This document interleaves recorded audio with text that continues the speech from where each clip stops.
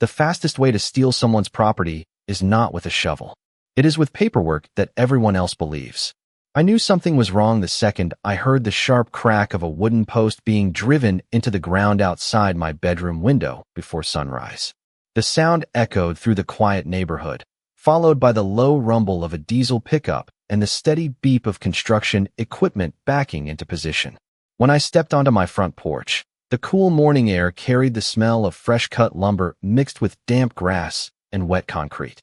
For a moment, I honestly thought one of my neighbors was starting a landscaping project. Then I saw exactly where they were standing. A bright white sign reading "Private Property" had been planted squarely in the middle of my front lawn. My lawn. Standing beside it was my neighbor, Kevin Marshall, holding a steaming cup of coffee as though he had every reason in the world to be relaxed. His expensive sunglasses rested on top of his head, and he greeted me with the kind of polite smile that only appears when someone believes they have already won. Beside him stood Patricia Collins, president of our homeowners association, dressed in a perfectly pressed navy blazer with a thick folder tucked beneath her arm. She did not even wait for me to ask what was happening. "Good morning, Nathan," she said with practiced confidence. "According to the documents we have reviewed, this section of land legally belongs to Mr. Marshall. The association is simply recognizing the updated ownership records." I looked from her face to the sign, then toward the strip of grass stretching between my porch and Kevin's driveway. I had mowed that lawn every Saturday for nearly 20 years. My father had planted the maple tree standing 10 feet behind the sign with his own hands the summer I graduated from high school. Every family barbecue, every holiday gathering, every memory attached to this house suddenly felt as though someone had stamped the word "disputed" across it. Two contractors unloaded cedar fence panels from a trailer while another measured the ground with bright orange marking paint. They moved with complete confidence, laughing about weekend football as though they were building on land nobody had questioned for decades. Patricia opened her folder and handed me a neatly printed notice bearing the HOA logo across the top. The letter informed me that I was prohibited from interfering with approved property improvements because ownership of the disputed section had already been recognized by the association. I read the sentence twice, convinced I had misunderstood it. "Recognized by the association," I repeated quietly. Kevin shrugged. "Looks like the county records finally caught up with reality," he said before taking another sip of coffee. The words settled over the yard with a strange calm that somehow felt heavier than shouting ever could. Across the street, curtains slowly opened as neighbors watched from their windows without saying a single word. Nobody crossed the street. Nobody asked questions. Why would they? Kevin had paperwork. Patricia had authority. Together, they looked impossible to challenge. I folded the notice carefully instead of tearing it in half. My hands stayed steady even though my pulse did not. They believed a stack of documents had ended the story before I ever stepped outside.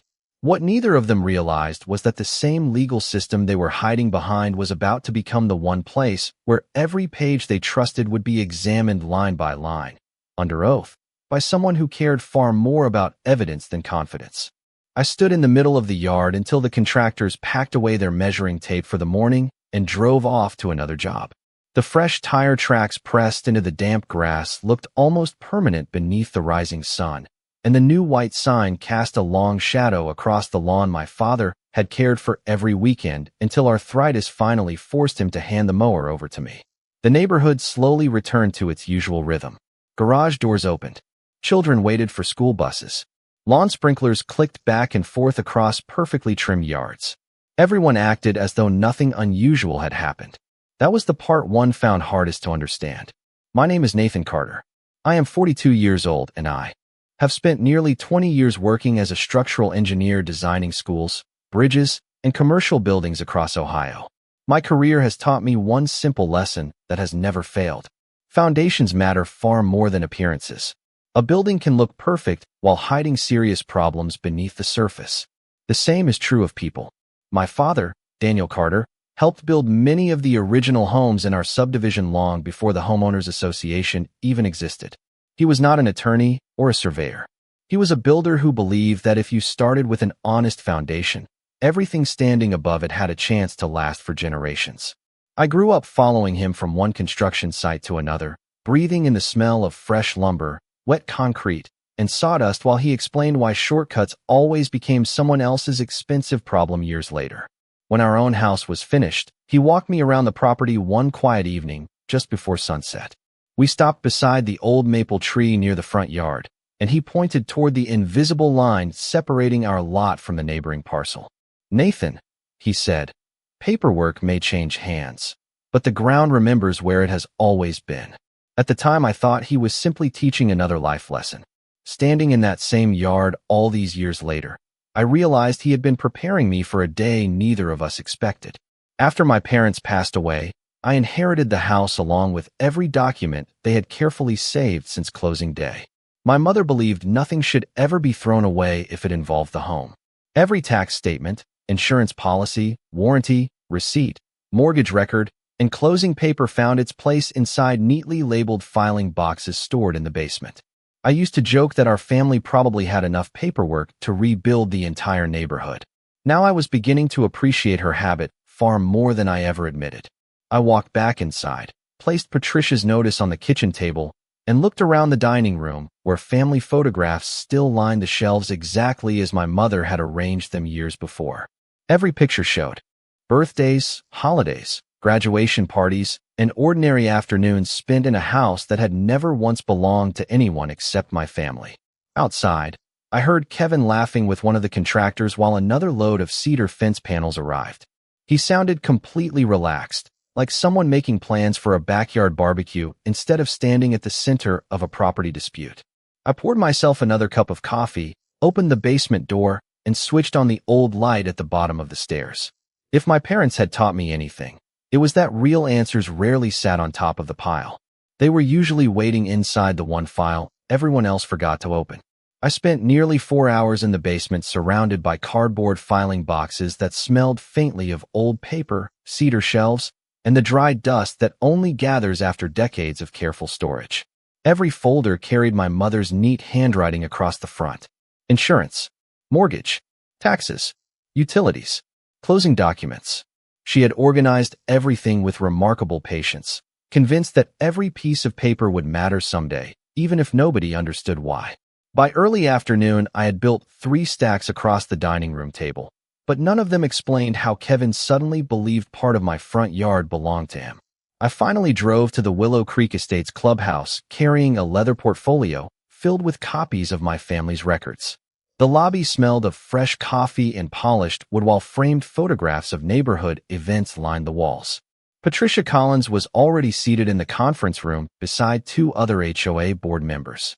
Kevin arrived a few minutes later carrying another thick folder, smiling politely as though we were meeting to discuss landscaping instead of ownership. Patricia welcomed everyone with the same calm voice she used during monthly meetings. "We appreciate your willingness to resolve this professionally," she said before sliding a color property map across the table. A thick red line divided the 2 lots differently than I had ever seen before. The map appeared official with county logos, parcel numbers, survey references, and printed approval dates. At first glance, it looked completely convincing. Patricia tapped the page with a silver pen. Our legal review determined that an earlier recording error incorrectly described the boundary. Mr. Marshall's documentation reflects the corrected ownership. Kevin leaned back comfortably in his chair and folded his hands. "I only want what legally belongs to me," he said. "I have no interest in taking anything extra."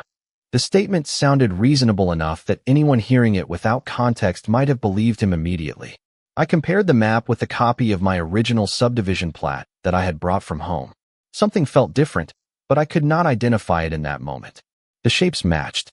The street names matched. The lot numbers matched. Yet something about the property description left an uncomfortable feeling in the back of my mind, like recognizing a familiar face with one feature slightly out of place. Patricia noticed my hesitation and slid another document toward me. It was a formal HOA compliance notice requiring me to remove landscaping and discontinue maintaining the disputed section until ownership questions were considered resolved. I looked around the room at 3 people calmly discussing my property as though I were simply another agenda item. No voices were raised. Nobody sounded angry. Somehow that made the situation even more unsettling. The confidence in the room came entirely from paper. After the meeting ended, I stopped by the county recorder's office hoping someone there would point out an obvious mistake. Instead, the clerk pulled up the digital records and rotated the monitor toward me. The screen displayed the exact same boundary Patricia had presented only minutes earlier. "These are the currently recorded documents," the clerk explained politely. "Everything appears consistent." I thanked her, walked slowly back to my truck, and sat behind the steering wheel listening to the soft clicking of the cooling engine. Every office I visited seemed to agree with Kevin. Every document I was shown supported his claim. Yet the house, the maple tree, the sidewalk, and every memory I carried told a completely different story. As I started the engine, one thought refused to leave my mind. Someone had assembled a collection of documents so convincing that nobody had stopped to ask the one question that mattered most. Which record had been trusted without anyone reading what came before it? I woke before sunrise every morning for the next week, hoping somehow the situation would correct itself once enough people looked closely at the facts. Instead, every new day brought another reminder that Kevin's version of the story had become the accepted one. Fresh rolls of sod appeared along the edge of the disputed strip of land. Decorative stone was stacked beside his driveway. One afternoon, a landscaping crew unloaded young boxwood shrubs exactly where my mother had planted daffodils years earlier. The smell of freshly turned soil drifted through my open kitchen window, while the steady hum of a compact skid steer echoed across the front yard. Every improvement made the false claim appear more permanent. The HOA seemed determined to reinforce that impression. 2 days after our meeting, another certified letter arrived in my mailbox. Patricia informed me that I was now in violation of community guidelines because I had continued watering the disputed lawn while ownership remained under review. According to the notice, additional fines could follow if I interfered with approved improvements or attempted to remove any newly installed landscaping. I read the letter twice before placing it beside the first notice on my dining room table.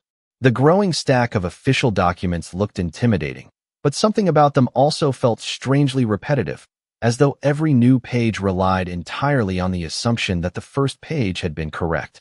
I contacted a real estate attorney recommended by one of my engineering clients. His office overlooked the courthouse square, and the waiting room smelled of leather chairs, fresh coffee, and polished oak bookshelves. After reviewing the documents for nearly an hour, he leaned back quietly and folded his hands. "Everything I am seeing depends on the current recorded ownership description," he explained. "If that description is legally valid, this becomes very difficult." Difficult was not the word I wanted to hear. I drove home with the afternoon sun reflecting brightly across my windshield, replaying every conversation in my mind. The county relied on recorded documents. The HOA relied on county records. Kevin relied on the HOA. It was a perfect circle where every source pointed back to another without anyone asking where the information had originally come from. That evening, I returned to the basement, determined to organize every family document in chronological order instead of by category. Closing papers, mortgage records, property tax statements, insurance renewals, survey copies, warranty information. One by one, they covered the floor until the basement looked more like an archive than a storage room. Hours passed with nothing unusual appearing. Then, just as I was preparing to stop for the night, I noticed something almost invisible. The legal property description attached to my parents' original closing documents was typed on heavier paper than every later copy. More importantly, a handwritten notation in blue ink referenced another document recorded on the same day, but filed separately under a different instrument number. I had never noticed it before because every later photocopy cut off the handwritten margin entirely.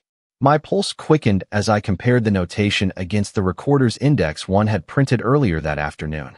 The reference number did not appear anywhere in Kevin's documents or the HOA file Patricia had shown me. It was as though one entire piece of the ownership history had quietly disappeared from every modern copy, while remaining preserved inside the original closing package my parents had stored for more than 20 years. For the first time since that white sign appeared in my yard, I was no longer wondering whether I had a case. I was beginning to wonder who had benefited from making sure nobody ever looked at the very first page. The next morning, I drove back to the county recorder's office carrying the original closing package instead of photocopies. The thick envelope felt heavier than it should have, its worn edges softened by decades of careful handling. Inside were documents my parents had signed the day they bought the house, papers that had remained untouched in our basement while newer copies traveled from office to office.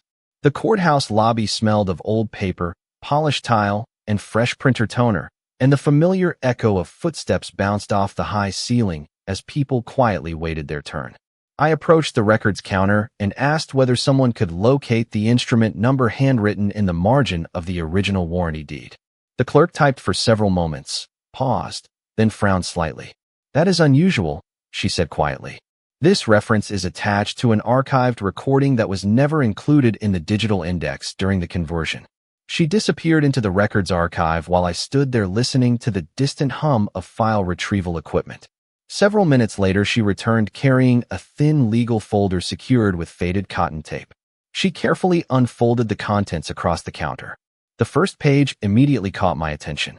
It was the original recorded warranty deed accompanied by a complete chain of title certification tracing ownership from the subdivision developer to my parents without a single interruption.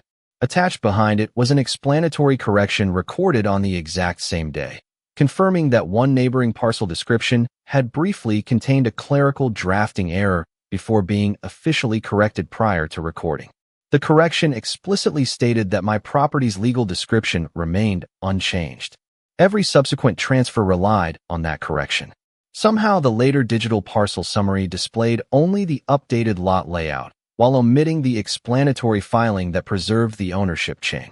The missing document was not dramatic. It contained no bold language or shocking discovery. It simply connected every legal transfer in the exact order required by property law. Without it, Kevin's argument appeared reasonable. With it, the foundation of his entire claim became impossible to support. I requested certified copies before leaving the courthouse, then drove directly to the office of another attorney specializing exclusively in real estate litigation. His conference room overlooked the courthouse lawn, and shelves behind his desk held thick property law volumes instead of decorative awards. He spent nearly an hour reading every page without interrupting. Finally, he removed his reading glasses and looked directly at me. "Nathan," he said calmly, "this changes everything." He explained that a recorded warranty deed supported by an uninterrupted chain of title-controlled ownership far more strongly than HOA interpretations or incomplete parcel summaries. Patricia's notices, Kevin's maps, and even the county's simplified digital display all depended on secondary references. The original recorded documents remained the controlling legal authority. I asked him whether I should schedule another HOA meeting or attempt mediation one more time. He slowly closed the file and shook his head. "No," he replied. "You have already." Once the lawsuit was filed, everything around me became strangely quiet. Patricia stopped sending violation letters. Kevin stopped waving every morning from across the street. Even the construction crews disappeared, leaving stacks of unused landscaping stone covered by blue tarps that fluttered softly whenever the afternoon wind crossed the neighborhood. It was as though everyone suddenly realized the argument had moved somewhere they could no longer control. My attorney explained that from this point forward, every claim would have to be supported by sworn evidence rather than assumptions or HOA policies. That single sentence changed the way I viewed the entire dispute. For weeks I had been defending myself in conversations. Now the conversation no longer mattered. The evidence did. Every evening after work, I met with my attorney inside his conference room overlooking the courthouse square. The room smelled of coffee, polished walnut furniture, and thick legal books that had probably witnessed decades of similar disputes. Together, we built a timeline beginning with the original subdivision development, followed by every recorded transfer, every certified deed, every tax assessment, and every filing connected to my property. Nothing was left to memory. Every statement had a document behind it. Every document had a recording number. Every recording number led to another verified record. Watching the complete chain of title unfold across the conference table felt like assembling a puzzle that someone else had deliberately scattered years earlier. My attorney smiled only once during those meetings. It happened when he placed Kevin's property claim beside the certified ownership history and quietly said, "Notice what is missing." I looked carefully. Kevin's entire argument relied on a modern parcel summary and HOA interpretations. It never traced ownership back through the recorded deeds. It never addressed the archived correction attached to my parents' original purchase. It simply assumed the latest summary told the entire story. That assumption had carried him surprisingly far. Meanwhile, discovery requests required both sides to exchange documents before trial. A few days later, my attorney called and asked me to stop by his office immediately. He spread Kevin's production across the table without saying a word. Every page looked polished and professionally organized. Color maps, HOA correspondence, parcel printouts, board meeting minutes, legal opinions based on current records. Yet the one document I expected to find was nowhere inside the stack. There was no original warranty deed. There was no complete chain of title. There was no archived correction explaining the recording history. My attorney tapped the empty space where those documents should have been. "They cannot produce what they never verified," he said quietly. Hearing those words felt different from winning an argument. It felt like watching the foundation beneath an entire story begin to shift. Trial was scheduled for 6 weeks later in the County Superior Court. During that time, I returned to ordinary life as much as possible. I went back to work designing structural renovations, mowed the lawn that everyone suddenly stopped questioning, and watered the maple tree my father had planted decades earlier. Kevin still parked beside the disputed strip every evening, but he no longer smiled when our paths crossed. Patricia drove through the neighborhood less frequently than before, and HOA meetings became noticeably shorter according to several neighbors. They were all waiting now. So was I? The difference was that I no longer needed anyone to believe me before the facts were examined. Somewhere inside the courthouse, a judge who had never attended an HOA meeting, never spoken with Kevin, and never walked through our neighborhood was about to read every page in the exact order the law required. For the first time since this entire ordeal began, I realized that silence was no longer working against me. It was quietly working in my favor. The courthouse felt colder than I expected on the morning of the hearing, even though the summer sun had already begun warming the sidewalks outside. The quiet echo of polished dress shoes across the marble floor mixed with the low murmur of attorneys reviewing files one last time. The air carried the familiar scent of old paper, fresh coffee, and polished wood, the kind of atmosphere where every conversation sounded measured because everyone understood words carried consequences inside those walls. I sat beside my attorney at the plaintiff's table while a thick binder containing my family's original records rested neatly in front of us. Across the courtroom, Kevin avoided looking in my direction. He shuffled through his documents several times before whispering something to his attorney.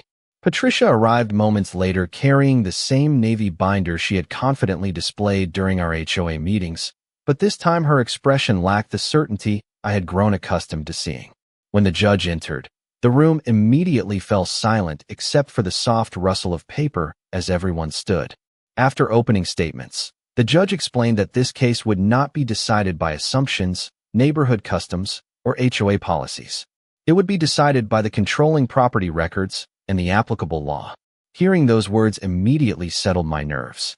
My attorney began with the original recorded warranty deed, placing certified copies before the court one document at a time. He walked carefully through the complete chain of title, identifying every recorded transfer from the subdivision developer to my parents and then to me. Every page referenced the next recording. Every recording matched the county archive. The judge followed each document carefully, occasionally making notes without interrupting. Kevin's attorney then presented the parcel summary, HOA correspondence, and the updated ownership interpretation that had supported Kevin's position for months. The documents looked polished and professional, just as they had during every HOA meeting. The difference was that this time, they were no longer being viewed alone. The judge compared the parcel summary with the certified recording history and paused longer than anyone in the room seemed comfortable with. He looked toward Kevin's attorney and asked a simple question. Can you identify where your ownership theory addresses the original recorded correction filed with this warranty deed? The courtroom became noticeably quieter. Kevin's attorney searched through his binder before admitting that the correction had not been included in the materials supporting their claim. The judge then turned toward Patricia. Did the association independently verify the complete ownership history before issuing enforcement notices? Patricia hesitated for several seconds before answering that the board had relied on the county parcel information and legal advice based upon those records. The judge nodded thoughtfully without changing expression. My attorney requested permission to display the archive correction alongside the complete chain of title.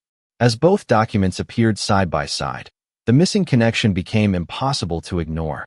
The correction preserved the original legal description exactly as my parents had purchased it decades earlier. Every subsequent deed relied upon that correction. Kevin's interpretation skipped over it entirely. The judge leaned back slightly, folded his hands, and spent several quiet minutes reviewing every page again. Nobody spoke. Nobody interrupted. Even the courtroom clock seemed louder than before. I realized then that I had hardly said a dozen words since the hearing began. I did not need to. Every answer the court required was already sitting inside documents created long before Kevin ever moved into the neighborhood. For the first time since that white sign appeared in my yard, I watched confidence change sides without anyone raising their voice, because the truth was finally being read in the exact order it had always deserved. The judge returned to the bench after a brief recess, carrying a neatly organized stack of notes that appeared much thinner than the binders both sides had presented throughout the hearing. The courtroom settled into complete silence as everyone took their seats again. Sunlight streamed through the tall courthouse windows, casting long rectangles of light across the polished wooden floor, while the quiet hum of the building's ventilation system became the only sound anyone noticed.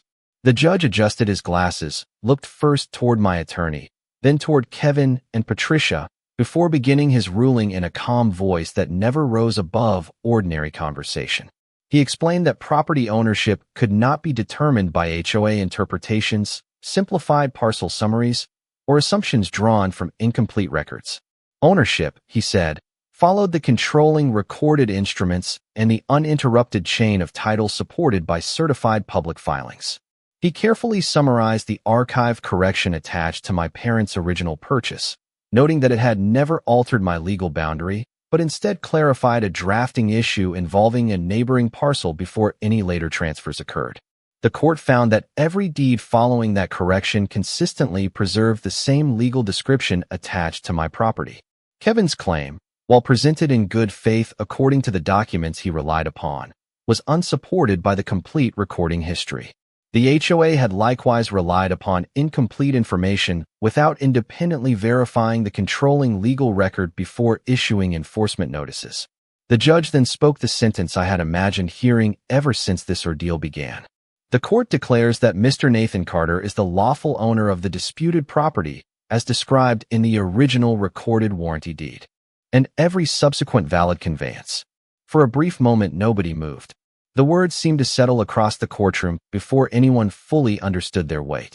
My attorney quietly nodded without celebrating. Across the room, Kevin lowered his eyes to the table, while Patricia slowly closed her binder, no longer searching for another document to support the position she had defended for months. The judge continued by ordering the county records to reflect the verified ownership history wherever necessary, and directing that the Homeowners Association withdraw every enforcement notice connected to the disputed claim. Any HOA actions based upon that incorrect ownership interpretation were declared without legal effect. The court further confirmed that neither private association decisions nor administrative assumptions could override properly recorded property rights established under state law. There was no dramatic outburst, no applause, only the soft scratching of the court reporter's keyboard and the quiet turning of legal pages as the final order became part of the official record. Outside the courtroom, my attorney shook my hand and smiled for only the second time since we first met. The documents did exactly what they were supposed to do, he said. Kevin walked past a few minutes later with his attorney, offering a brief nod before continuing toward the courthouse exit without saying a word. Patricia remained behind, speaking quietly with HOA counsel, while several board members who had attended the hearing stood nearby, looking far less certain than they had during neighborhood meetings. I stepped onto the courthouse steps where the warm afternoon breeze carried the sound of traffic through downtown and the American flag moved gently above the entrance. The same courthouse had looked intimidating only weeks earlier. Now it simply looked like the place where every missing page had finally been read in the order it was always meant to be read, and where the truth had quietly reclaimed the ground it had never actually lost. I did not celebrate when I returned home that evening. Instead, I parked my truck in the driveway, stepped onto the front lawn, and stood quietly beside the maple tree my father had planted more than 20 years earlier. The summer breeze carried the familiar scent of freshly cut grass through the neighborhood, while sprinklers clicked steadily from yard to yard, sounding exactly as they had before any of this ever began. The white sign that had once declared someone else's ownership was gone. The temporary survey stakes had disappeared, and the disputed strip of land looked remarkably ordinary again. That was the strange thing about the entire experience. The place itself had never changed. Only the story people believed about it had changed. A few weeks later, the Homeowners Association mailed formal letters withdrawing every violation notice they had issued against me. Updated county records reflected the complete ownership history exactly as the court had ordered, and the association quietly adopted a new policy requiring independent verification of recorded property documents before taking action in future boundary disputes. No public speeches were made. No dramatic apologies appeared at neighborhood meetings. The changes happened one policy at a time, almost silently, which somehow felt appropriate. Kevin removed the remaining landscaping that crossed the verified boundary and restored the lawn without complaint. One Saturday morning, he walked across the sidewalk carrying a small maple sapling wrapped in burlap.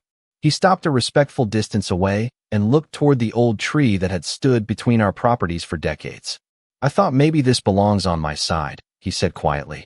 There was no long explanation and no attempt to rewrite what had happened. He simply wanted to move forward.